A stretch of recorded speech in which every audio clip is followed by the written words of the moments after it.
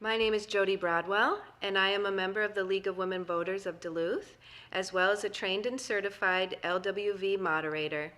I have the pleasure of moderating this forum. On behalf of the League of Women Voters Duluth, I would like to welcome everyone.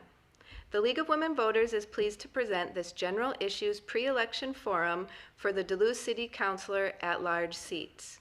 Thank you, candidates, for your willingness to participate in local government and this event. The League of Women Voters believes that informed citizenry is the foundation of effective democracy. The League is open to membership for men and women who are interested in nonpartisan civic participation. The League of Women Voters Duluth realizes that creative and innovative policies and practices are forged out of diverse points of view. We believe diverse perspectives are necessary for responsible and representative decision-making. Let us pause to acknowledge our commitment to welcome and facilitate diversity, equity, and inclusion in all aspects of our work. We strive to include people from a mix of abilities and backgrounds in all of our activities. You are invited to join our membership.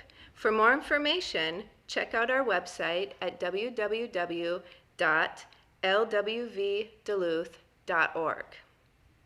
The League of Women Voters is a nonpartisan volunteer organization that works at the local, state, and national level to encourage citizens to participate in government. While we as a league do study and take stands on issues, we do not endorse or support political parties or candidates. The views expressed at today's forum are those of the participating candidates, and not those of the League of Women Voters of Duluth. Additionally, LWV sponsorship of this forum is not a league endorsement of any of the individual candidates participating. Please remember to exercise your right to vote on Tuesday, November 2nd, 2021. At this time, I would like to introduce the candidates. Azreen Awal, Therese Tamanik, and Joe McCord. Our forum will begin with the candidates giving a 2-minute opening statement, followed by the questioning round. Questions have been vetted by our Voter Services Committee. Candidates were not given the questions in advance. Each candidate will be given up to 1.5 minutes in which to provide their response. The questioning round has been set up so that each candidate will be asked questions in a rotating order. The order in which candidates will respond was determined at random, and we will rotate the responses throughout the forum. After the questioning round is completed, each candidate will be allowed a 2-minute closing statement.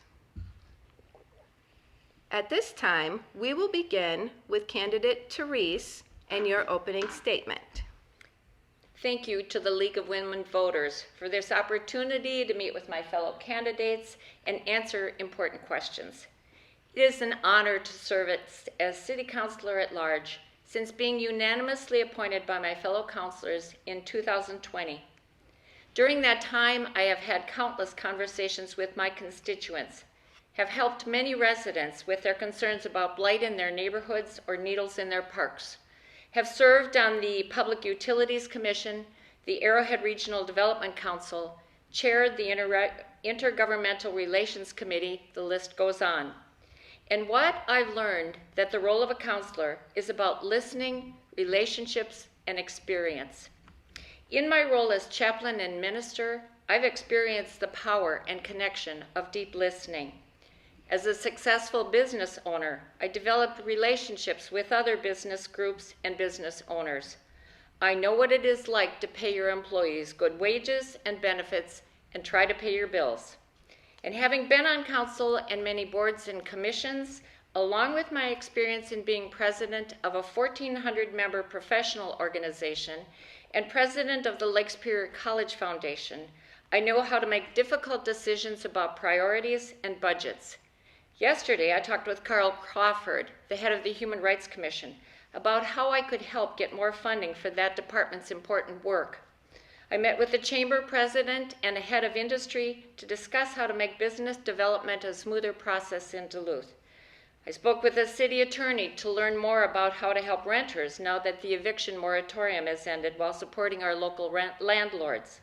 I spoke with Noah Hobbs at One Roof about expanding housing for our unsheltered population and provide more affordable housing in our city. I attended the Morgan Park Community Club meeting to hear their concerns about roads and gun violence. This is the listening I do on a daily basis and the relationships I have made. The experience I have is crucial to being an effective counselor and moving our city forward. Thank you, Therese. Next, we will have Azreen. Hello, my name is Azreen Awal, and I'm running for Duluth City Council at large. I want to take a moment to thank League of Women Voters and my fellow candidates to be here present with me today. A little bit about me first. My family and I immigrated from Bangladesh when I was 3 years old to Minnesota. I grew up in a working class, small business owning and union family. I've seen my parents struggle to provide food on the table and keep the roof over our heads. Through that journey, anytime my parents struggled, their neighbors would show up, their community would show up. And in return, anytime my family could help, they did. They would rush to someone's aid. And my parents and their community taught me what solidarity is. So I came to Duluth in 2015 in pursuit of education and working in the nonprofit. I didn't anticipate to find the city that I knew this is where I wanted to put my roots down, but I did. I found a vibrant city, a beautiful community, fell in love with the lake, and found my voice. About that, my journey here wasn't easy at all. There were times where I struggled a lot with housing, with food, with finances, with inequities that I faced myself. But all of that helped me find my voice and got me involved in the community right away. I was part of multiple organizations at UMD focusing on social, economic, and environmental justice. As an advocate myself, survivor myself, I advocated for survivors of sexual assault.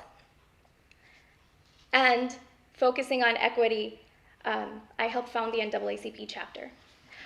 Now I serve as an advocate in the community with at-risk youth and as a program advocate through Mentor North. I am an advocate for you. Thank you. And next we'll have our opening statement from Joe. All right. Well, thank you so much to the League of Women Voters and again, fellow candidates for joining us today for this discussion. So my name's Joe McCore. I'm a lifelong resident out in Duluth's Fond du Lac neighborhood. My wife and I, we have 3 kids. We run a family foster care home caring for developmentally disabled adults. For the past 21 years, I've been coaching youth sports in Western Duluth. I'm the founder and president of the Northland Youth Football Conference. I've been coaching alpine skiing for 10 years, and I'm currently the head coach for the Duluth East and Denfeld Alpine ski teams. Additionally, I sit on the board of the Irving Community Club and also am a member of the G&D Development Alliance. So I just want to say we're very grateful for all the support that our campaign has received. So many individuals across the city, some great organizations. We've been endorsed by the Duluth Police Union, the Duluth Building and Construction Trades, Minnesota Nurses Association, Carpenters, Teamsters Joint Council 32, Iron Workers, Plumbers and Pipe Fitters, and Carpenters. Although I might have missed a couple in there, but we're very grateful for those endorsements because it really bolsters our message to the voters of being pro-economic development, supporting our public safety departments, and most importantly, supporting the workers of Duluth. So again, I want to thank you for the opportunity, and I look forward to the discussion. All right, thank you, Joe. Now we will move to those questions solicited and submitted by the organizing committee. Each candidate will have 1.5 minutes to respond. We will begin this round with Azreen. Our first question is, as a city councilor, What will you do to address the issues that underlie the problem of decreased graduation rates and worsening health disparities for Native American students and populations? Thank you very much for that question. It's important to recognize that we are on occupied land and indigenous land, and we need to support the original stewards of this land and continue to show up for our indigenous communities. One thing that I would advocate for, of course, goes back to my core platform values of affordable housing, transportation access, protecting our environment, and racial and class equity. With what we really need is to encourage development and opportunities for our high school graduates and continue to make sure that they have the resources and the support that they need in order to graduate. I remember struggling myself to graduate high school and then putting myself working through college. And during that time, I just felt so alone, and with the lack of resources that I had, it just made things so much worse.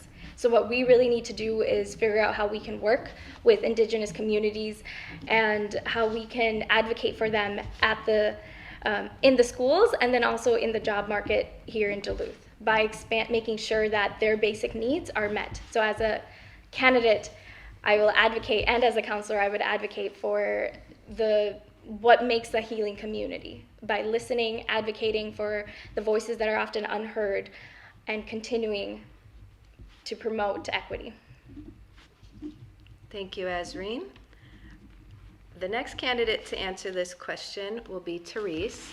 I will read the questions once, but when it's your turn, if you want me to reread the question, just ask me and I'll reread it. That's no problem. That would be great. Thank you.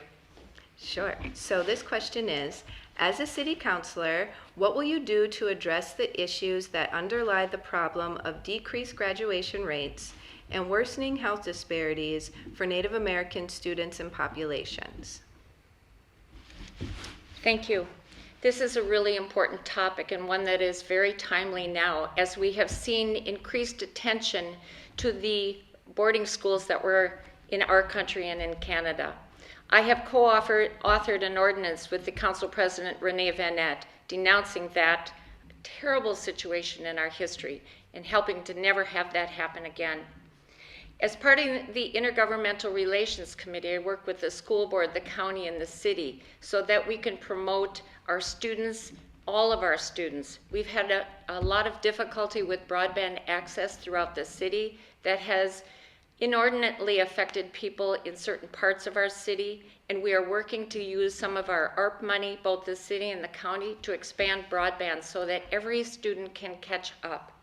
It's important to talk about food disparity. We have food deserts in Lincoln Park and Morgan Park, and I've been out with Eco3, Jody Slick, to talk about starting a grocery store so people have access to fresh food and fresh produce, because that's a large determinant of health care. When we opened the Steve O'Neill Apartments, we had access to a healthcare provider that could access the healthcare system for people that live there, and I think that's an important thing to look at continuing in the affordable housing, such as Decker Dwelling, and then we have Brewer Creek coming up. So those availability to food, to education, to broadband are all really important to help all of our students do well in our city. Thank you. Our next candidate to answer this question will be Joe. Sure. And we see a lot of disparities across the city on multi-levels, whether it's access to transportation or to food. And then we also see it in school and kids struggling, especially, out in Western Duluth, for instance. Denfeld is seeing some real struggles, Lincoln Park Middle School. And so one thing I would like to highlight, and I think is very important, is our youth services. As a city, we used to have so many parks and recreation areas scattered in each individual community. And that was very beneficial for kids because when they got out of school, they had a place to go, and they had people that they could relate to that were from their community, and they had good rapport with. And we still do have many of those. We've got Boys and Girls Club, Neighborhood Youth Services, Valley Youth Center. All of these provide a great outlet and a great place for kids to gather. And the role models that are in these services are really exceptional, and they do great work. And I think that's the key of really building those relationships with these youth services, and then inside our school providing support for SROs and stuff, because really we see chaos in a lot of schools, and in many regards it's not a good learning environment, and I think that's something we need to address. All right. Thank you, Joe. Our question number 2 is, the city recently decided to transfer promotion of tourism from Visit Duluth to a Twin Cities firm. Many stakeholders felt left out of the process and questioned the decision. As a city councilor, how could you ensure an open public process for these types of decisions in the future? The first candidate to answer this question will be Joe. Okay. When we take a look at what happened with Belmont Partners and Visit Duluth having lost that contract, I think it didn't sit well with a lot of people. We're looking at $1.8 million that was shipped down to the Twin Cities. And anytime we look at sending money out of our city, it has negative impacts, right? That money is getting taken from us or given to somebody else. So whenever possible, we need to ensure that we're doing contracts within our city. However, this is tax dollar monies, and it absolutely needs to go through a bidding process. But you're right, I think a lot of people felt like they were left out of the loop. They wanted some more information. This partnership with Visit Duluth went back to 1935. Now, I will say, there has been an arrangement, or at least a proposal, to keep Visit Duluth as promotions at the deck, which I think is great. So at the end of the day, it's going to be on Belmont Partners to really deliver on this contract, and I think everybody in Duluth wants to see them be successful, because tourism is such a large part of our economy that we really need this contract to be successful. Thank you. Our next candidate to answer this question will be Azreen.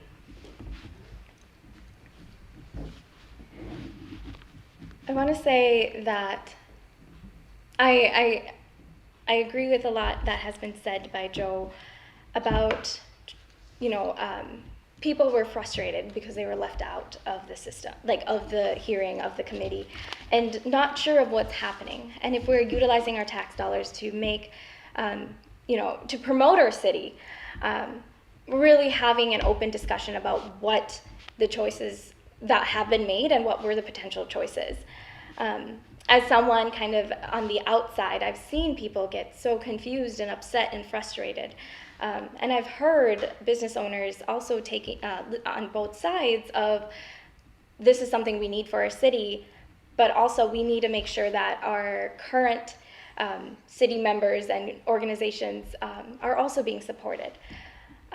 So in regards to like open public processes going forward, it's something that I would really advocate for advocating for transparency. And as a constituent or as a neighbor and a Duluthian, I think it's important to recognize how the committee came to the decisions that they did, and I would like more communication from the committee itself. So as a candidate, I would encourage the use of all communications, media, social media, to continue to advocate and really put ourselves under scrutiny by our constituents. This is what we're doing and why we're doing it, and we welcome feedback. So really focusing on transparency. Thank you, Azreen. Our next candidate to answer this question is Therese. Thank you. I think clear communication between the public, the mayor's office, city administration, and city council is of utmost importance. I have pushed for more transparency in those communications. I have spoken with the mayor and asked that she and I meet more frequently so that I can keep my constituents informed, and I meet regularly with CAO Schuckman for the same reason. I've worked to become more informed on this issue. I spoke with several of my fellow councilors, talking about relationships in the community, which I said are of utmost importance. I talked with people at Swim Creative. I talked with Marcia Heisted at Haley Sue, talked with people at Visit Duluth, because we need to see all sides of an issue. It is true that we used Visit Duluth for 85 years, but it is the only contract, especially that large of a contract, that we award without an RFP. So I believe we were right to do that. Belmont has pledged to hire local talent, and I'm going to hold them to that pledge. And we are looking to have the whole city promoted. We want the businesses in Lakeside to the businesses in Gary New Duluth to be promoted, and that is what Belmont has told us they will do. They will tell the stories and show the possibilities of what this city has to offer. And we will be maintaining the funding for Visit Duluth. I can't speak about that, the specifics of that now, but having just brought in a big group of filmmakers and documentary makers, we see what potential this city has. Thank you, Therese. Our next question is, have we chosen the best path for dealing with downtown issues surrounding homelessness, substance abuse, and mental health? What further steps are needed? And the candidate who will answer this question first is Azreen.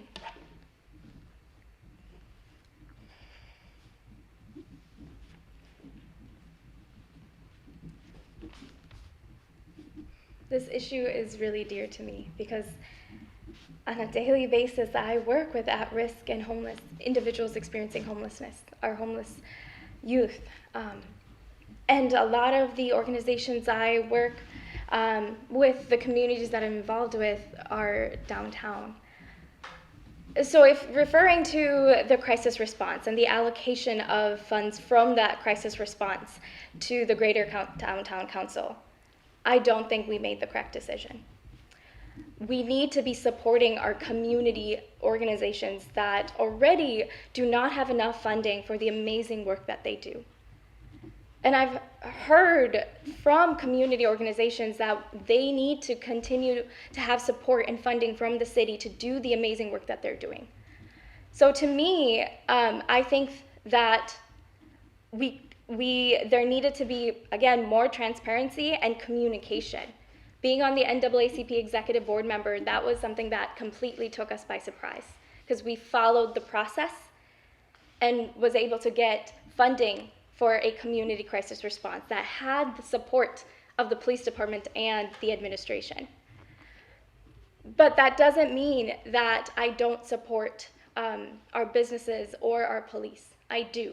But I think there was a huge lack of communication, transparency, and collaborative efforts that went on here. We need to be focusing on at-risk and marginalized individuals in our city. And we need to make sure that we're putting our resources where our words are, or putting our resources, allocating them equitably. Thank you. Our next candidate to answer this question will be Joe. Yeah, so I think this is a very serious issue, not only here in Duluth, but all across the country. And unfortunately, I don't think we're ever going to 100% eliminate homelessness. But what we can do is make sure that we're providing every opportunity we can to those who are looking to get out of homelessness. So first thing we can do is identify those in need. Because some people just, they don't want to be off the streets, but some people are victims of domestic violence. Some people have mental health issues, and some people have drug addiction problems. You know, these are all areas in which we can go in and help and affect change. I think working closely with places like the CHUM and nonprofits to get them the tools and the resources they need to adequately house those individuals that are looking for a place to go, maybe partnering on with some sort of financial help to build additional locations, certainly through the winter months. But I think this is going to be a very complex problem, and the solution is working with multiple levels of government, city, county, and state governments, and in partnering with nonprofit organizations to come to a solution that we can all get behind and help those in need. Thank you. So our next candidate to answer this question will be Therese. Thank you. I don't think that there's one right answer to this question. I think we can try and come up with a wise decision. The hiring of an outside social worker or outreach worker through the GDC was something that was made by the council, and I think it was made in a hurried fashion. I had put forward an amendment to table a motion so we would have more time to collect information, and that did not pass, and therefore I voted against it. I attended a meeting where we had many of the local community groups, from Lifehouse to the HDC to CHUM, and all of those organizations had ideas about how we could provide a local worker to help with our homeless population, provide them resources, and help keep our employees, our shoppers, our business owners safe. We are going to be using $19 million of the American Rescue Plan money for affordable housing. I had wanted to take some of that ARPA money and use it for the opioid crisis, because I think we have so much mental health and drug addiction, and those are problems that really need to be addressed as root causes of homelessness. I've spoken with business owners downtown, from Carol Jopi at Old Town Antiques to the owners of Duluth Candy Company, to see how the council and the city can offer services. We've also are setting up a meeting with the police department to see how we can better offer our services, our police officers, to help the people who are downtown. Having done a ride along with Officer Jeremy O'Connor, I saw the concern that our officers have for our homeless people. We need to continue to develop that. Thank you. So our next question is, the city has been shoring up our coastline in Canal Park and Brighton Beach. What additional projects will be necessary to protect against the wide range of climate challenges? Our first candidate to answer this question will be Therese. Thank you. I've been down meeting with the Park Point Community Club to talk about how to shore up that beach. You know, we had dredging that was done, and unfortunately that came with some problems of having metal, and we had to go and sweep that. So every solution has some problems associated with it. Brighton Beach, we're using FEMA money that was allocated there. We're moving the road back. We want to make it a safe and nice place for people to use. But it goes back to climate change. And I'm grateful that the city has hired such an effective climate change specialist and energy specialist, Mindy Granley, who's working with all of the departments in the city to see how we can keep our city's effect on climate change down. We changed the way we heat downtown, comfort systems, so that we greatly reduced our energy usage downtown. We have EV charging stations so that people who want to have electric vehicles can have places to charge them. Even that optic shows people that we're concerned about our environment, and we want to move from gas cars to electric vehicles. We are taking our fleets, our buses, and making them hybrid so that we're less dependent on that. We offer energy consultations about all the residences so that people can, in their own homes, decrease their energy usage. Thank you. Our next candidate to answer this question will be Joe.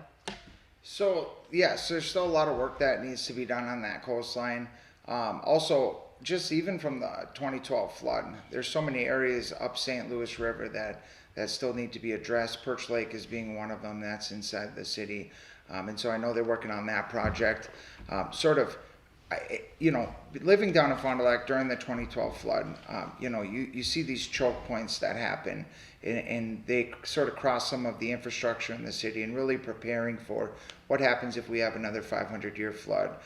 Sort of what did those streams, how did they act? And I know that not all of those bridges and changes have been made even from that flood. So really being focused on that when it comes to climate. Also, one of the biggest things, in my opinion, that we can do to sort of protect our streams and protect our water here is working on our water runoff system. So over the next, couple of decades, we're going to be renovating some of our 450 miles of roads here in Duluth, and really addressing the water runoff. Where are the collection points? How is that water being sort of re-entering into our streams and our lakes? And I think that's one of the biggest ways Duluth can help protect our environment here. Thank you. Our next candidate to answer this question is Azreen. I can't express what an important question this is. Because not only is it about protecting our beautiful city and our community and, frankly, our future, it's also recognizing that climate change affects those who are marginalized so much more. That climate racism, environmental racism, is a factor in all of our lives. And we see that happening as individuals from marginalized groups are raising their voices to advocate for our climate and protecting our earth and our environment, and addressing climate change. One thing, of course, we can continue to do, and what I would continue to encourage, that we accelerate our work to decrease carbon emissions. And then prepare, of course, for more extreme weather events, protecting our shorelines and protecting our neighborhoods and our green spaces. Another thing that we can continue to advocate for is cleaning up the St. Louis River, and continuing to advocate that we need to take measures for climate change and drastic environmental changes now or yesterday. And we have to continue to work to make sure that we are able to give a future to our youth who can look upon the beauty of our city 20, 50 years from now. Thank you. Our next candidate to answer this question will be Joe. Oh, that's the next question. Oh, sorry. Okay. I know, I was looking, I was like, All right, thank you. So our next question is, affordable housing projects seem to be springing up everywhere. What measures besides actual construction can help alleviate housing inequities? And our first candidate to answer this question will be Joe. Sure. Well, I think when you look at sort of inequities, and I'm assuming you're talking about different areas, I think it's important that we identify what areas in Duluth have specific needs, and sort of promoting development there, both economic and housing development. When it comes to affordable housing, we have tools in our toolbox that we can use to sort of promote and incentivize some housing growth. Things like TIF financing or abatements to sort of identify, okay, this community has a need right here. Let's go ahead and try to incentivize something to be built here. And then making sure that if we are using those, that A, it certainly meets a need, and B, that project cannot go forward but for that additional financing. So, yeah, that's my answer. I think there was 2 points, but I might have missed one. Thank you, Joe. Would you like me to read the question again? Who's next, please? Our next candidate would be Therese. Yes, I'd like the question again, please. Okay. The question is, affordable housing projects seem to be springing up everywhere. What measures besides actual construction can help alleviate housing inequities? Thank you.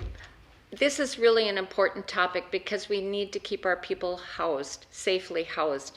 I've met recently with Noah Hobbs and Jeff, the executive director of One Roof, who have many options for offering assistance to people from first-time loans for people who have traditionally rented and now want to buy, to helping renters.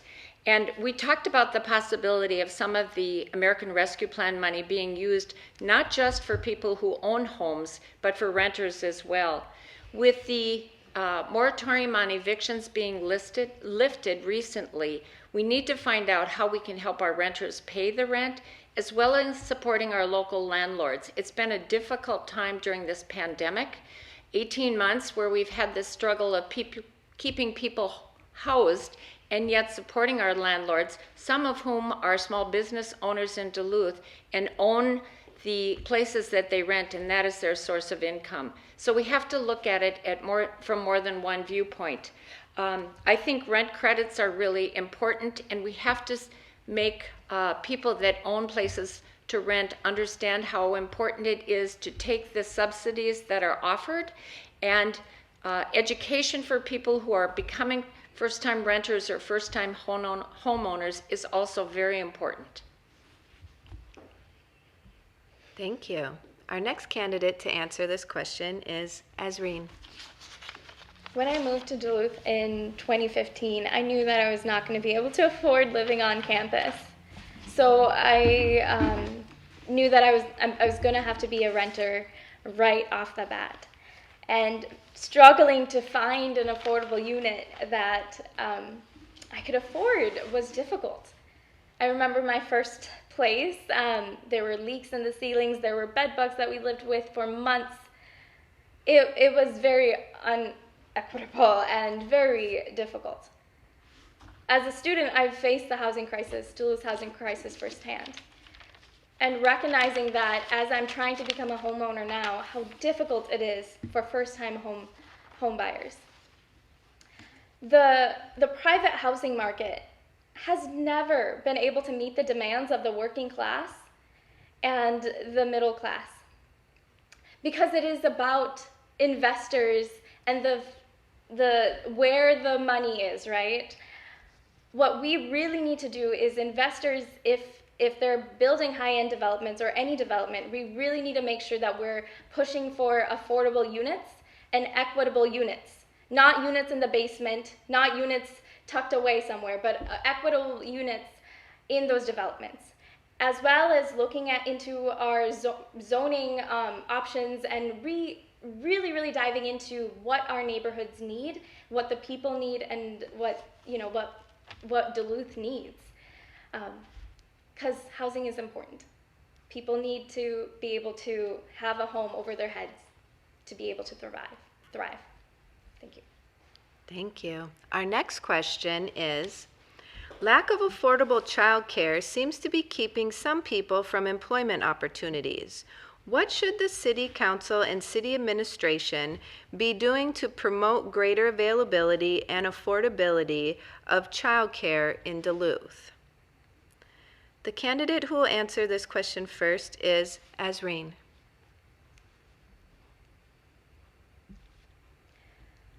Child care is so important. Working with the youth that I have worked with, recognizing that if they don't have a safe place to be in, or if the young parents or single parents or even families, working class families, don't have somewhere where their child can safely be at and thrive at, that worry and burden will go with them. I have just recently, there was a story that broke my heart where a friend, because of racial inequity, had to leave a child care setting, and that meant that she had to make compromises at work. We need to find equitable and inclusive places of belonging for our youth and our children that are like supported by our city, supported so that families can continue to work and grow and know that their child is safe. This goes back to an economic and also a social justice and class justice issue. We need to, I would advocate for funding and resources to be allocated to child care, and really looking at the legislation coming out and supporting our families across the city. Thank you. The next candidate to answer this question is Therese. May I have the question again, please? Sure. Thank you. Lack of affordable childcare seems to be keeping some people from employment opportunities. What should the City Council and City Administration be doing to promote greater availability and affordability of childcare in Duluth? Thank you. This is a really important question because if we don't have childcare for our workers, we're not going to be able to bring in workers, and they need housing and they need childcare. So this is one of the first issues that presented itself when I was appointed to council a year ago. Councilor Forsman and I received a phone call on a Friday from a child care center that was in imminent danger of closing. And we were able to work all weekend and make calls to find out how we could help that child care facility stay open. They were able to stay open and serve their parents.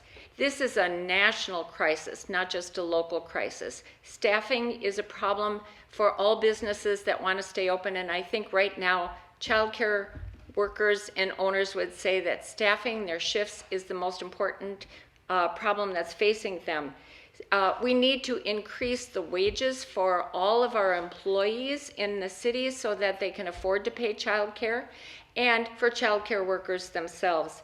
This goes back to economic development and bringing in really good paying jobs. We need to increase the number of small businesses and large businesses. And back to that staffing problem, we did receive a call from a child care that was just critical that they needed workers. And we asked them to call workforce development because they're training people to get good jobs, to check with AmeriCorps to see if they had workers. We suggested they call UMD, the College of St. Scholastica, and Lake Superior College, so that they can get out the word that there are workers needed for our crucial childcare industry. Thank you. Our next candidate to answer this question is Joe. Yeah, so as we come out of COVID, there's a lot of changes happening with our workforce. We have some families that are choosing not to return to work, but we have some families that want to return to work and need to return to work, and they can't find a place to put their child in for childcare. So this is a serious issue that we need to address. There's a program, the 1200 Fund, that offers low interest financing for those who are looking to expand or start up a child care center. So resources like that, other public resources that we can offer to open up childcare, I think is very important if we want to get workers back to work, because employers are hurting for employees. So we certainly we want them to pay more money, and we see this happening. The market is changing. Employers are paying employees more money because they have to, which is a good thing in my opinion, long term. But also we need to offer those child care services for those people to go back to work. This kind of goes back to what we discussed earlier about the neighborhood youth services. When you lose so many parks and areas where kids can gather after school, you also lose the ability for some parents to feel as though their kids have a great place to go. And again, we have a lot of great ones in the city, and it's going to be very important that we continue to support those services. But we also need to look at, are there areas and neighborhoods, which we know they are, that can use some additional services? Thank you. All right.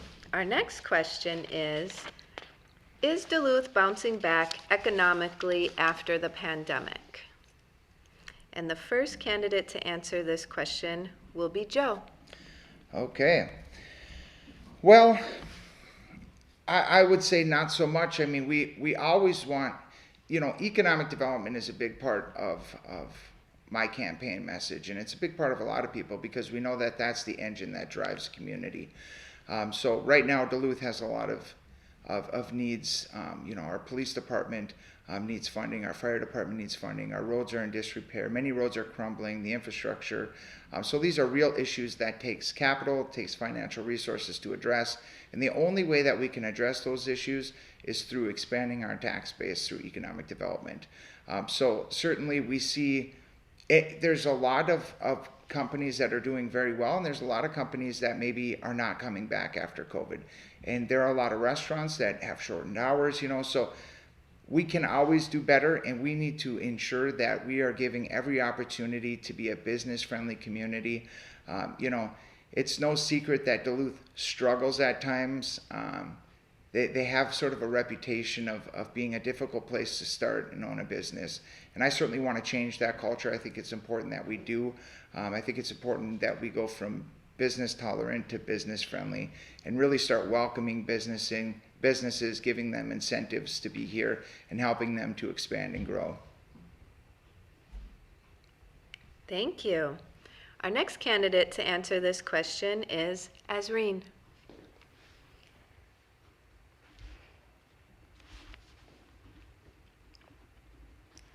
Our small businesses make up the backbone of our economy. I know this because I was in a family of a small Indian restaurant, which unfortunately, due to the recession, we had to foreclose on. And it was difficult. I saw my parents' prized restaurant and the struggles that they went through. And now, as I'm older, recognizing the availability of the resources that exist and the fact that we weren't aware of those resources or they weren't accessible to us, I sometimes wonder if our restaurants would still be present today if we knew of that. So there is, again, a communication and a lack of access gap here for marginalized communities. But small businesses are so important. And the city administration works very specifically one-on-one with small businesses in Duluth and addressing red tape. What I would do as a counselor is continue to advocate and make sure the city administration has the resources and funding they need to support our small businesses. Furthermore, what I will focus on to make sure the economy and our economic development is thriving in Duluth is making sure we're addressing affordable housing, transportation access, expanding our infrastructure. Because if we can get people to be in neighborhoods, walkable neighborhoods that are close by to where they play, work, and shop, then we'll do amazing economically as we grow our community. Thank you. Our next candidate to answer this question is Therese. Would you mind repeating the question, please? Absolutely. Is Duluth bouncing back economically after the pandemic? I would say yes, a resounding yes. We just received the tourism dollar August figures, and they are up much higher than we expected and what we budgeted for. So our tourists are back in town, and that adds to our financial stability. We are bringing in large businesses. We have ST Paper coming into the building that was formerly owned by Verso. We have housing going up. We have Decker Dwelling that was just opened recently, affordable housing. We have Brewery Creek on the books that will be opening up. We just opened The View and Zhivago, so we have lots of housing happening. Housing only happens when there's a demand, and everyone wants to live in Duluth. Everyone wants to move here or move back here. And the moving back, that brings up our colleges, the College of St. Scholastica, UMD, and Lake Superior College. And I'm on the chair of the board of the Foundation of Lake Superior College. We are training people in the trades, and the students that graduate from there are immediately employed. We have a shortage of workers. Everybody that's in the trades are working, and that shows that there's a lot of economic activity and growth going on in Duluth. So I would say, yes, it's a resounding yes. Duluth is continuing to grow and expand and be the city that everyone wants to live in. Thank you.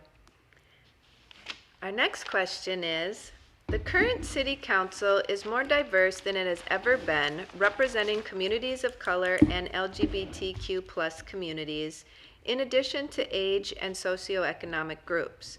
How would you, as a city council member, ensure that all Duluth resident voices are included in important discussions and decision-making? The first candidate to answer this question will be Therese. Thank you. I'm glad you pointed out the diversity of the council, because I talk about that all the time.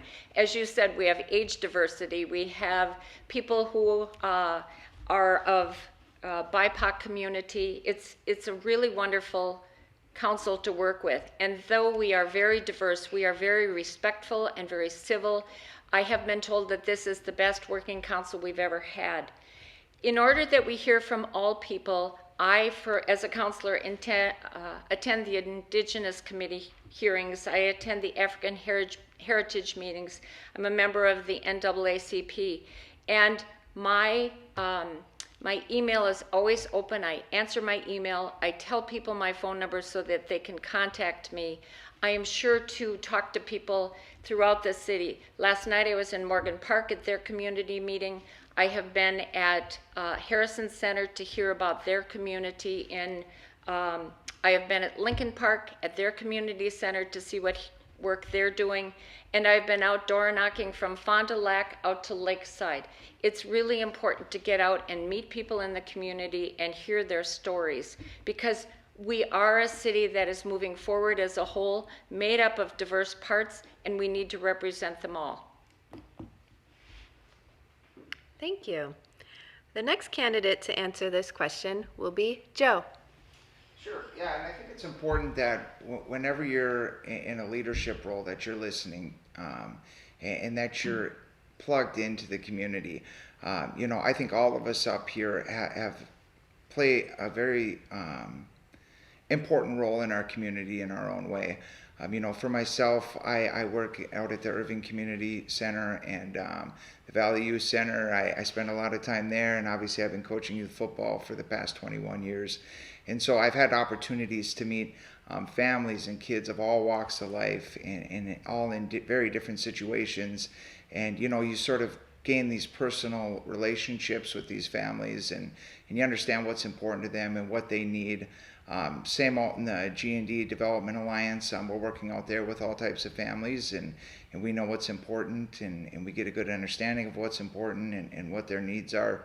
And so, you sort of, when you go to the city council or any position, you sort of bring all of these experiences with you and what you've learned over the past few years. And then when you're on the city council, it's important to meet with different groups and continue to remain active in different groups and going to different communities and listening to the needs and concerns. And then you take all that information and you formulate what hopefully is a well-rounded perspective that meets the needs of everybody in Duluth. Thank you. The next candidate to answer this question is Azreen. Can you give me the question again? Absolutely. The current City Council is more diverse than it has ever been, representing communities of color and LGBTQ+ communities, in addition to age and socioeconomic groups. How would you, as a City Council member, ensure that all Duluth resident voices are included in important decisions and decision-making? Important discussions and decision-making. Thank you for the question. I am grateful that our current council is very diverse, but I think we can do better. We can always do better to be better allies, advocates, and bring voices of diverse points of view to the table. One of the reasons why I wanted to run for Duluth City Council is because I wasn't seeing my identities, my Global South identities, seen or heard at that city level or the council level. But I'm also grateful for the work that the council is doing to increase diversity and belonging within our city. I will bring of course, my own Global South identities, my immigrant, small, working class identity to the council. But on top of that, I would encourage, because one of the reasons I'm running is to lift and elevate the voices of those who are often unheard, especially in city administration and the council and city government. I will encourage people to come to council meetings, to attend council meetings and town halls, and continue to communicate, and I will do my best to advocate for them and listen, to take a step back and listen and find collaborative solutions. We can always do better as allies. We can always continue to educate ourselves. It's something I always ask myself when I wake up, who am I leaving out of the discussion? And that's the framework I will go into the council with, and encourage everyone, all walks of life, to get involved, be on boards, and have their voices heard. Thank you. We have now come to our last question. This question is, well, less of a question, but more of, please give an example of how you would work within a group to move towards consensus. And the first candidate to give this example will be Joe. All right. Well, this kind of goes back to my answer from the last question. We all bring our life experiences to this job. Certainly over the past, since my wife and I started our business, we have employees and we have goals, and we work with teams at St. Louis County or at the state or other care providers. And we're sort of always working to find consensus on what's the best path for maybe someone who's in our care, working with their team of doctors, and you find consensus there. If it's on the football field or on the ski hill, you're working with other coaches and you're working with athletes, and you're trying to come up with what's the best solution for the program or the conference or the game this coming week, and you sort of work on building a consensus there. I'm sitting on the Irving Community Club board, finding consensus, what's good for our community here, out in Gary, what's good for the community there, and so you learn these life experiences as you walk through life, and you're involved in these different things and how to communicate with one another, and you find common ground, and you understand that, hey, sometimes you have to give a little bit, but at the end, if we're all moving in the right direction, it's going to be a net benefit for everybody involved. Thank you. Our next candidate to respond to this is Azreen. As I navigated my life, I recognize how my identities and my lived life experiences has shaped my life, right? My identities of being an immigrant, of being a brown woman, has shaped my life and the points of view that I bring to the table. And I've learned to value my experiences and give myself affirmations that those experiences are valid. At the same time, it made me recognize more how each one of us has a life experience that is like no other. So all of our stories are so important, our voices are important. So as an advocate and an ally, our first step is always to listen to each other and recognize where another individual is coming from. In the countless boards that I've sat on, in the organizations that I've been involved with, in the community program that I've have done, events that I've done, it's always so important to make sure everyone's at the table, listening first, advocating not only for themselves but also for their coworkers and colleagues and their allies, and being able to just recognize that there will be times where our privilege shows up, there will be times where our life experiences shows up, but we're all moving forward to make a positive change in our communities, to build a healthy and thriving community. So how I would do that is first listening to my council members, listening to my constituents, and advocating for all of us in the best possible way. Thank you. Our next candidate to respond is Therese. May I have the question, please? Sure. Please give an example of how you work within a group to move toward consensus. Thank you. I think a good example of this is something the council dealt with recently and something we spoke about during this interview, and that was hiring an outreach worker for the downtown area through the Greater Downtown Council. The first thing that a counselor does is gather information. And so when that was first proposed, I talked to business owners. I attended the meeting with the nonprofits who said that they wanted to be involved in that process. I talked with fellow counselors, and you often look for the fellow counselor who has the most expertise in an area and talk to them, see what information they're basing their decision on. Who else do they think you should talk to? I talked to the mayor on an important issue like this. I talked to City Administrator Schuckman and asked whose department is involved in this and who can I speak to in that department, whether it's city, whether it's the budget or the city attorney, might talk to the police, might talk to the fire department. It's all about listening carefully to every involved party that has input. So at the end, all the councilors may not vote the same.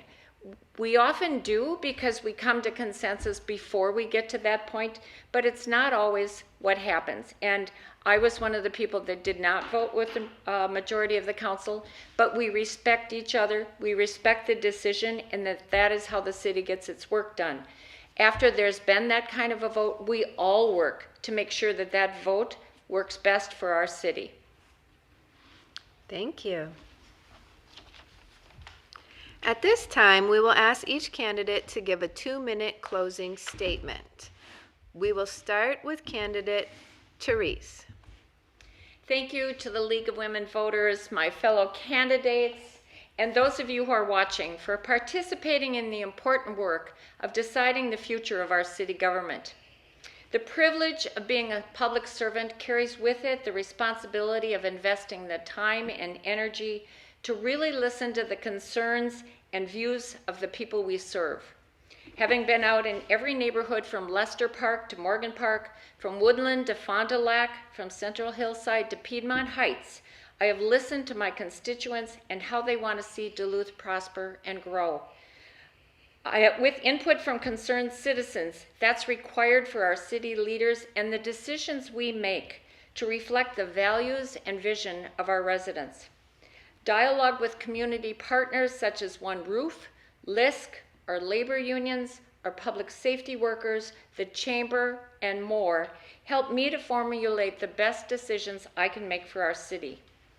I value the term progressive pragmatist that former Mayor Don Ness used to describe my work, for he knows the importance of experience in balancing all the input that goes into making tough decisions. Seeing to the city's business while taking care of the needs of our community members is what moves our city forward. I want to thank the people who have taken their time to have conversation with me, to share that part of their lives that involves their story, their hopes, their concerns.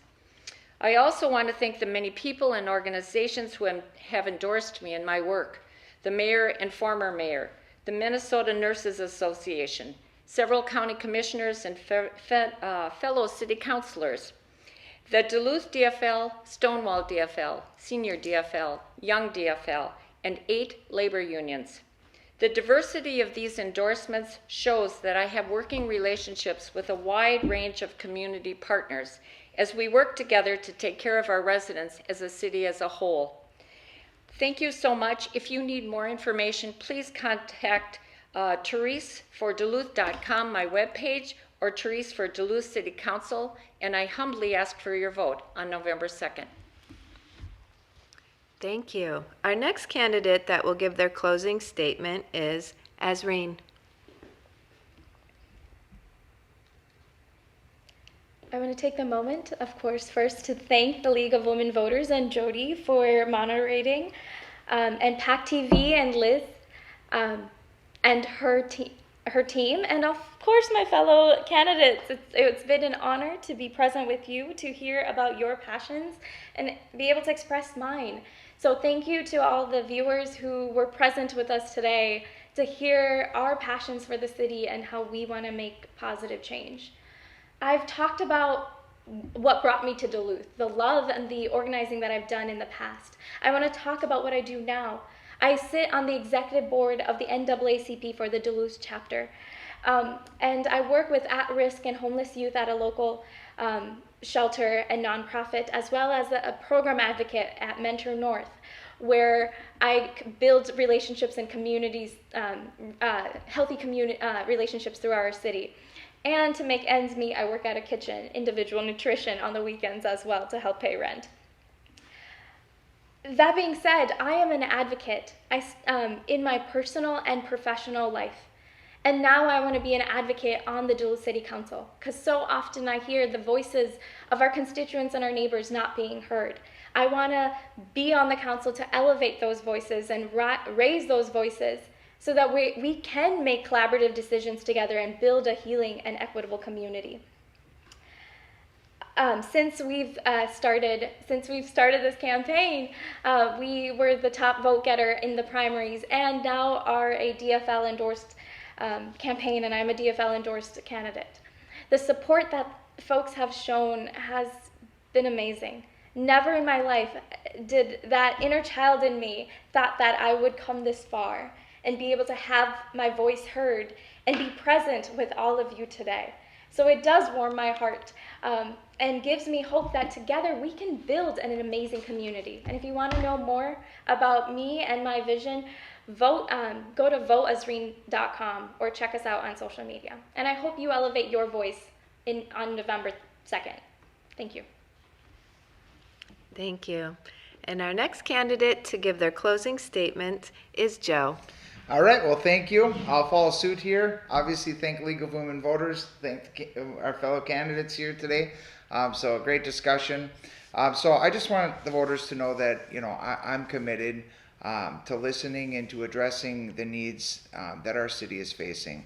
I'm committed to economic development, really being aggressive in expanding our tax base and being a place that people can set up shop, because Duluth is a beautiful, amazing city. People want to be here. Businesses want to be here. Duluth has something that people want to be a part of.